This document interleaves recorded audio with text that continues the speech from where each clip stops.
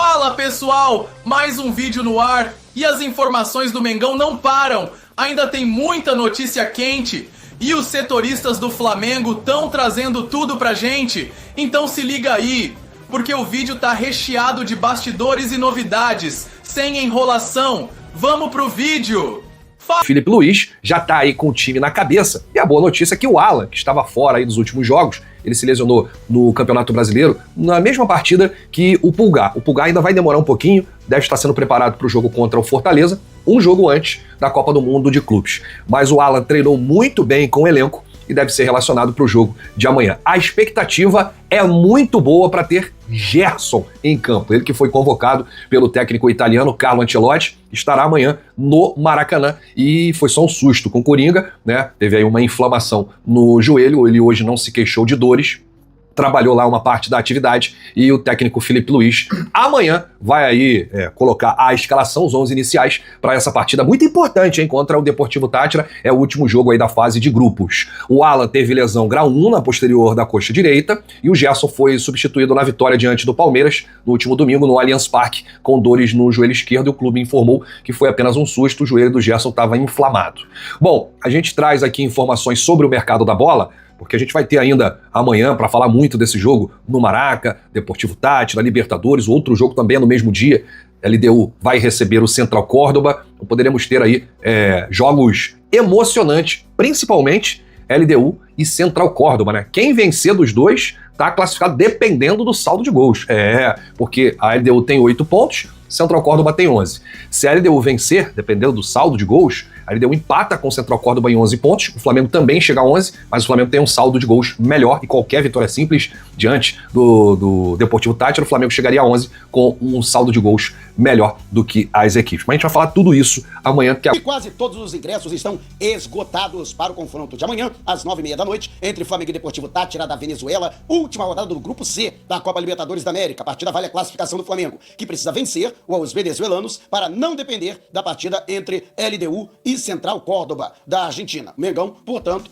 vencendo a partida por qualquer placar, estará automaticamente classificado. No entanto, para alcançar a primeira colocação, é necessário uma vitória por uma boa margem de gols e que não seja inferior a uma possível vitória da LDU na altitude de Quito diante do Central Córdoba. Portanto, essa é a matemática para o Mengão. E a torcida está abraçando, né? Tanto é que quase todos os setores já estão esgotados, restam pouquíssimos ingressos da carga total de 60 mil. Mais de 59 mil já foram comercializados e teremos uma enorme festa no Maracanã. As torcidas organizadas vão marcar presença e a administração do estádio espera um público entre 65 mil e 70 mil torcedores. Portanto, poderemos ter quebra de recorde de público entre clubes brasileiros na Libertadores e também na temporada de 2025 no futebol brasileiro. Essa é a força da nação rubro-negra. Não adianta, hein? A torcida do Mengão faz a diferença, eu tenho certeza que vai jogar junto amanhã. Mas eu quero saber a sua opinião a respeito. Deixe abaixo o seu comentário. Deixa eu começar aqui falando da agenda do técnico da seleção brasileira, Carlo Ancelotti. Ele que vai a 3 jogos no futebol brasileiro nos próximos dias. Hoje, ele vai estar no Engenhão, no jogo entre Botafogo e Universidade de Chile. Inclusive, estava conversando com um amigo que mora lá em Copacabana. Ele falou que Copacabana está tomada por chilenos. Os chilenos vieram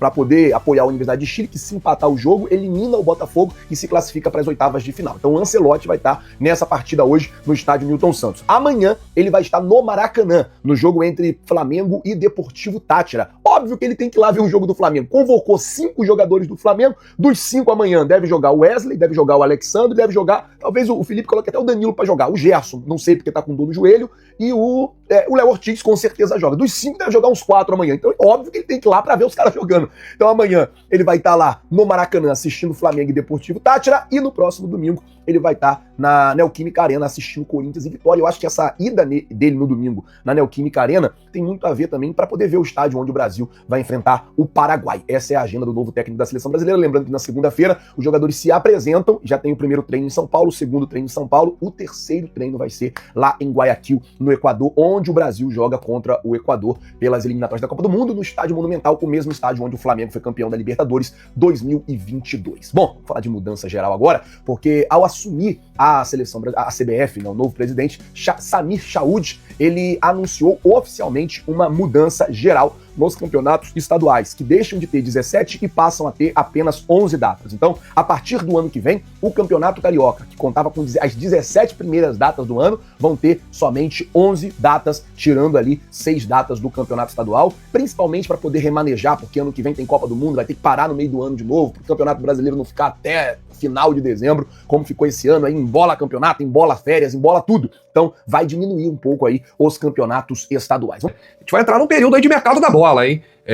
Agora, no dia 1º de junho, abre a janela especial da FIFA para os clubes que disputarão a Copa do Mundo lá nos Estados Unidos.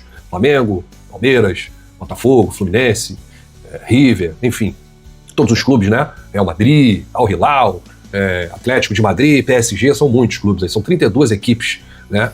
E lembrando que no dia 31 nós teremos aí um jogo importante para saber o adversário do Flamengo no lugar do Leão, né, que foi excluído da competição.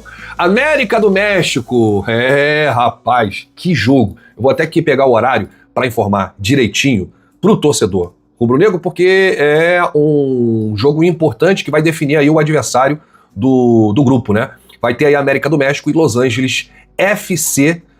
Esse jogo é jogo único, tá? Quem ganhar avança para a Copa do Mundo de Clubes e vai direto para o grupo do Mengão. Então vai ser realmente um jogo emocionante no dia 31 de maio. Dia 31 de maio vai ter aí esse jogo. Inclusive já estão vendendo ingresso, rapaz. Esse jogo vai acontecer 23h30, tá, gente? 23h30, 11h30 da noite. Vai se acostumando, porque tem jogo aí do Flamengo no Super Mundial que vai ser 22 horas, 10 da noite, né?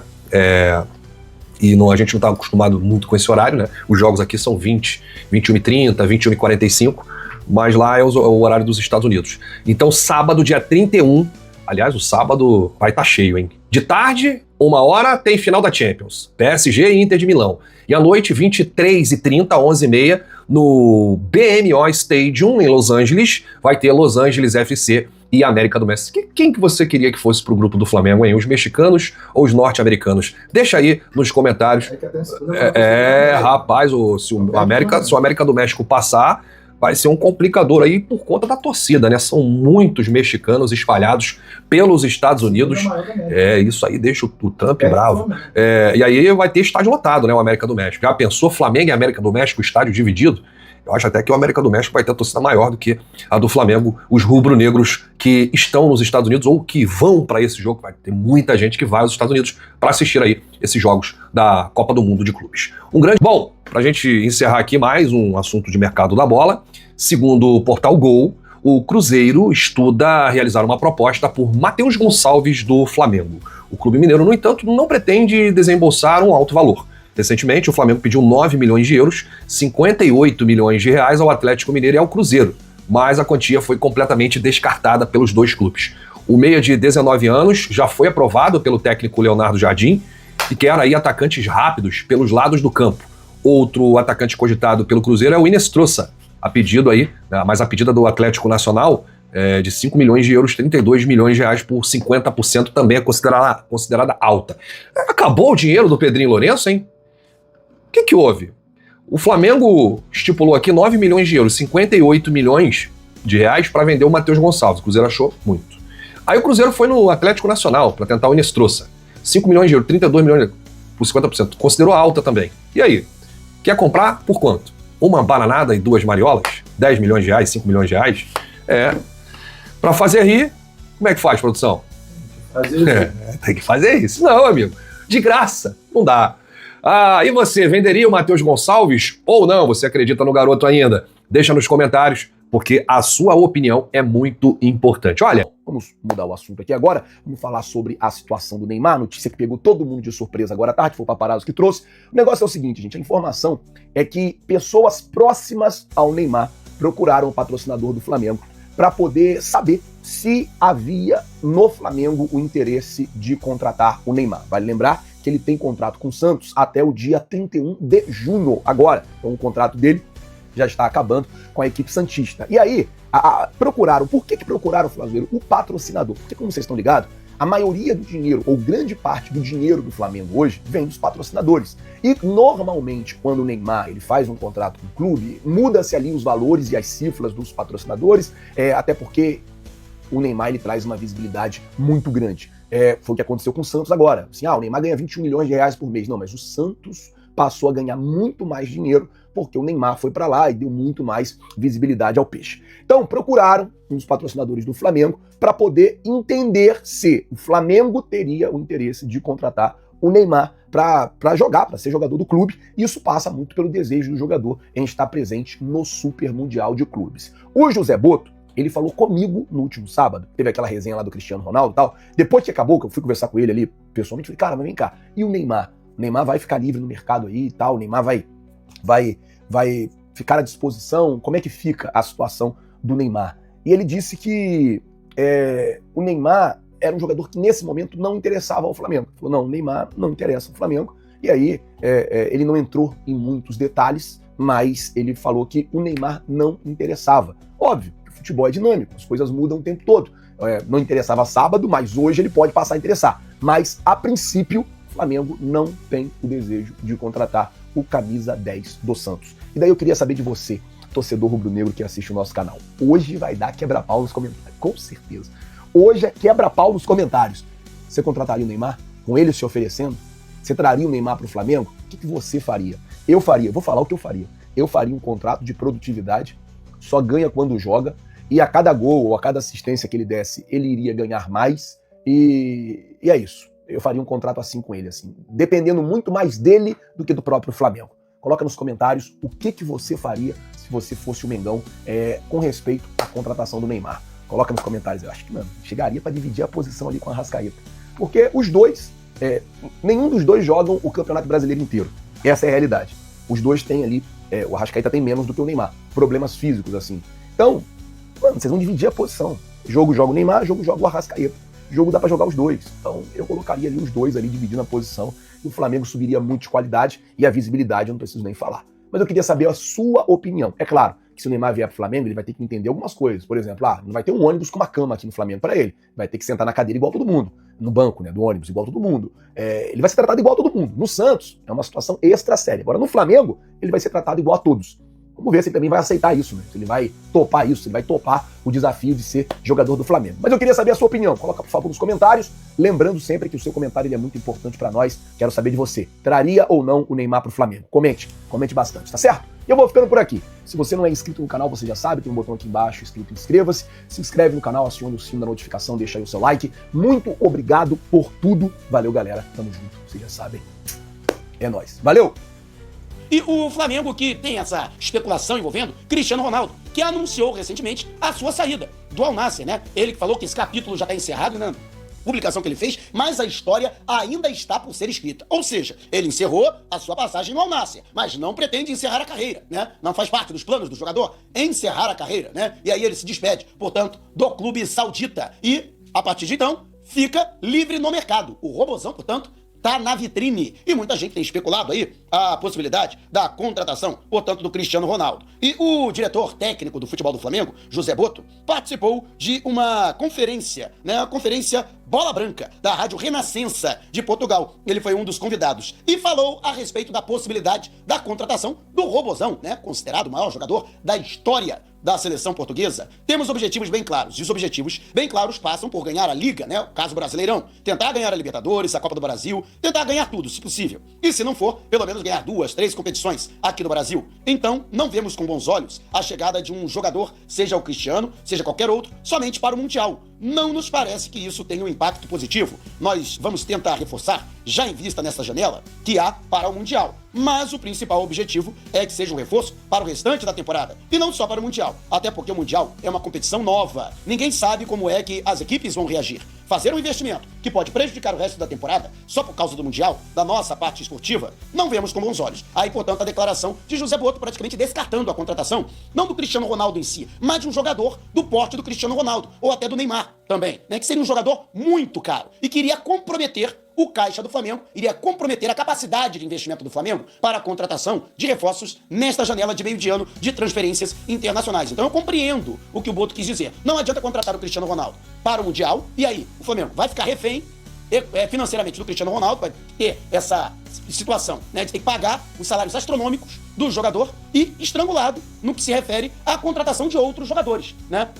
E aí o Flamengo fica sem capacidade de poder investir no mercado da bola e de trazer jogadores que, por exemplo, podem ser úteis, né? Talvez não do porte do Cristiano Ronaldo, mas que possam entregar também aquilo que seja compatível com o investimento que for feito pelo Flamengo para a aquisição desses atletas. E você? Concorda com o José Boto? Ou você acredita que vale a pena a contratação do Cristiano Ronaldo, mesmo que seja exclusivamente para a disputa do Super Mundial de Clubes da FIFA, mesmo sabendo que o Flamengo pode se comprometer e não conseguir contratar mais nenhum outro jogador até o final desta temporada? Deixe abaixo o seu comentário. Agora é mercado da bola e o Jorginho se despediu oficialmente do Arsenal, o volante ítalo brasileiro, que tinha contrato com o clube até o final do mês de junho, entrou em acordo, né? A questão lá do salário, bonificação, já tinha acertado tudo com o Flamengo para terminar, né, esse vínculo com o Arsenal de forma antecipada. E aí, já está de olho na Copa do Mundo de Clubes. Jorginho terá um descanso curto, é um período em que ele vai casar, lua de mel, e viaja para o Rio de Janeiro para se apresentar ao Flamengo. Em vídeo publicado nas redes, Jorginho agradeceu ao Arsenal pela passagem de 2 anos, ele que chegou ao clube da capital inglesa em 2023. E ele diz no vídeo, as imagens dele jogando lá pelo Arsenal: quando eu cheguei no Arsenal, não cheguei apenas um clube, entrei em uma família. Vocês me fizeram ser amado. Isso é raro no futebol, eu nunca esquecerei. É hora de dar adeus. Ou até logo. Quando um lugar parece casa, a despedida nunca é fácil. Mas sai de cabeça erguida e com o coração cheio. Perto de um final feliz com o Flamengo, o anúncio inclusive já está pronto. O Flamengo deve anunciar o volante Jorginho nos próximos dias. Ele que tem aí a chegada prevista para o dia 5 ou 6 de junho, aí ele vai ter um tempinho entre o casamento e a lua de mel. Ele já tem um casamento marcado com a cantora irlandesa Catherine Herding, né, para o dia 2 de junho. O atleta vai ter aí alguns dias de folga, né, vai ter a cerimônia, vai ter a lua de mel, e aí depois disso ele embarca para o Brasil. O jogador de 33 anos, nunca jogou profissionalmente no futebol brasileiro. Ele foi para a Itália ainda jovem, defendeu o Hellas Verona, o San Bonifacense, primeira vez que eu ouço falar desse clube, e Napoli, até se mudar para o Chelsea, onde se destacou. Depois mudou de clube na capital e foi para o Arsenal. Apesar de ter nascido no Brasil e naturalizado italiano, ele defende a Azzurra, né, a seleção da Itália, campeã da Euro desde 2020.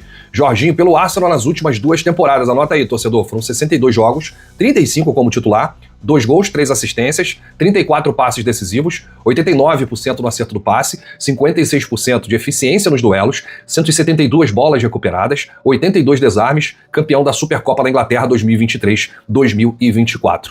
O que eu tenho para dizer aqui sobre o Jorginho é que é uma contratação de peso que o Flamengo faz e é um jogador que vai qualificar e muito o meio-campo rubro-negro. E antes que alguém pergunte, Rafa, qual a posição do Jorginho?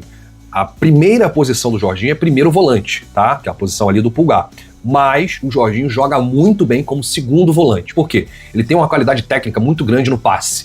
E ele pisa muito na área. É um volante ofensivo, box to box, né? Ele gosta até de atuar mais como segundo homem, né, que seria ali a posição do De La Cruz. De La Cruz que faz ali uma boa dupla com o Pulgar, inclusive muito elogiado pelo Felipe Luiz, a melhor dupla de volantes que atuou no futebol brasileiro, Pulgar e De La Cruz. Mas isso é bom, gente, porque um calendário desse insano, jogos quarta, domingo, quinta, sábado, é complicado, né, convocações, enfim, lesões, desgaste, viagens, logística. É bom você ter um elenco grande, um elenco repleto de bons jogadores. Porque aí você num jogo você bota um, no outro jogo você bota outro, depois você bota os 2, aí vai descansando, vai rodando. Todo treinador gostaria de ter um elenco como o do Flamengo e tá qualificando ainda mais com a chegada do Jorginho. Eu acho que aqui ele vai sobrar no futebol brasileiro, no futebol sul-americano, e eu disse isso quando o Flamengo trouxe o Felipe Luiz em 2019, eu disse quando o Flamengo trouxe o Rafinha, eu disse quando o Flamengo trouxe o Danilo, quando o Flamengo trouxe o Alexandro, mesmo com parte da imprensa criticando, desacreditando e dizendo que era mais um pro departamento médico. Então, eu continuo com o meu argumento e acho que o Jorginho vai jogar muita bola.